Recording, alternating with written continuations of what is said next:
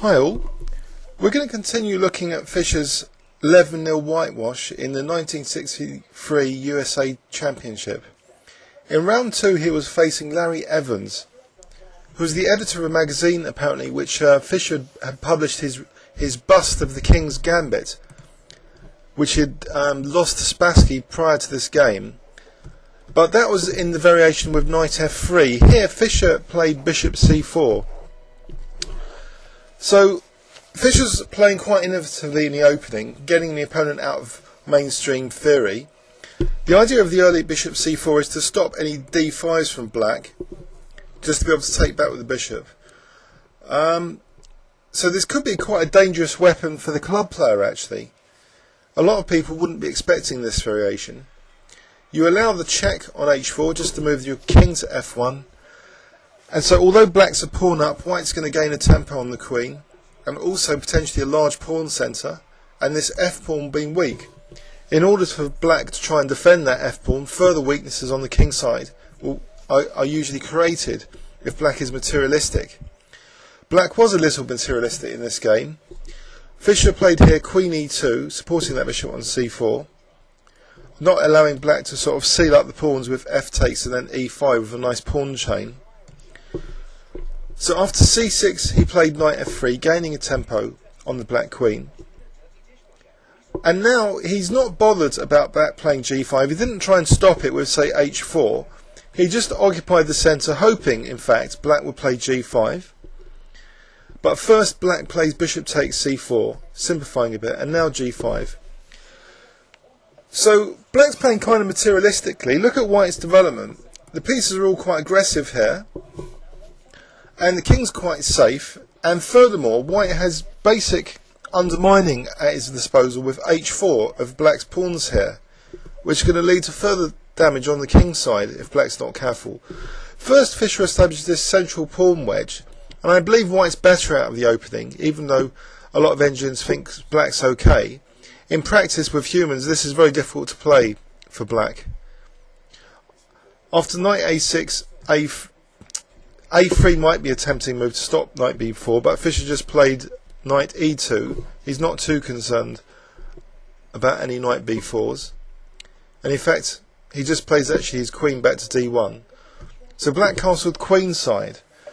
Well, that's one way to keep the black king out of danger on the king side, but Fischer, like a modern Adams, is just playing where he's got the pressure. He's got the advantage on the king side, and these pawns have had it. And we're going to see why. First he kicks back that knight to a6, and now he starts his undermining operations. Black's going to lose a lot of control now of the squares, and look in particular at this diagonal, how it will be in white's complete control soon. Black played g4, Fischer not concerned about putting his knight on h2 because it's tempting further weaknesses in the black position, and the f4 pawn is about to drop off here. So h5, knight takes f4, and look at that wonderful knight and this wonderful pawn wedge, and this knight is later going to reroute. We're going to see a lovely rerouting now after sacrificing the h pawn. King g1, so the knight's got a lovely route here, knight f1 to g3. Black now created a massive liability on this diagonal by playing knight h6. As we see, this knight ends up getting gobbled on h6. That is the last move it will play in this game. Fischer first played knight f1, and we see now the h-pawn is the first victim of the pressure that white's going to exert. And after rook g8 he gets the other knight to g3, so they're wonderfully active knights on key squares. But it's very easy for white to play on the king side. White has the pressure there. Black has got 0 attacking chances, and Fischer's just going to strengthen now his harassment in effect of this knight on h6, which is this diagonal which he's conquered.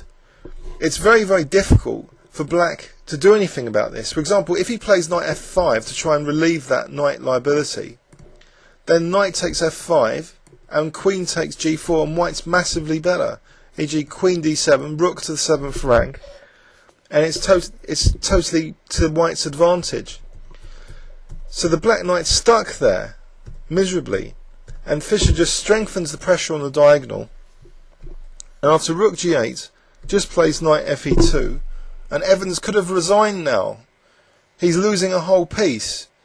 His next move is just hopeless. It's a hopelessly lost position. He's having to give up that knight on f6, so Fischer just takes on f6, takes the knight. And we see a few more moves. Perhaps Evans wanted to make the game length more respectable, but he is just clearly a piece down here for very little compensation.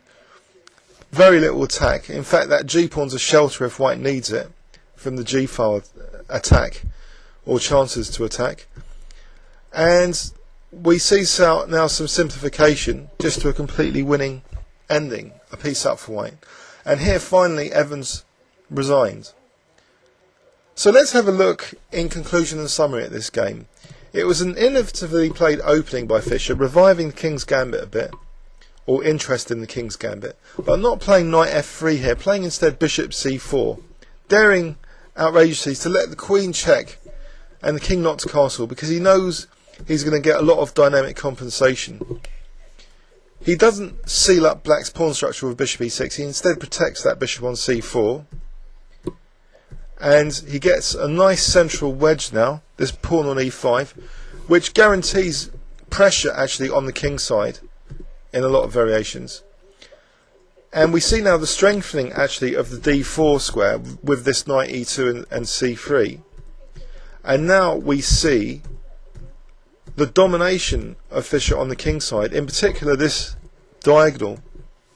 So this is really great stuff and quite instructive.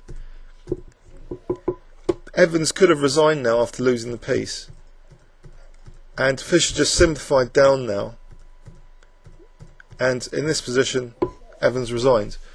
So does this make the King's Gambit a viable weapon for, say, club chess? Because if Fischer was able to play it in the 1963 Championship, why can't we? Thanks for listening, and see you.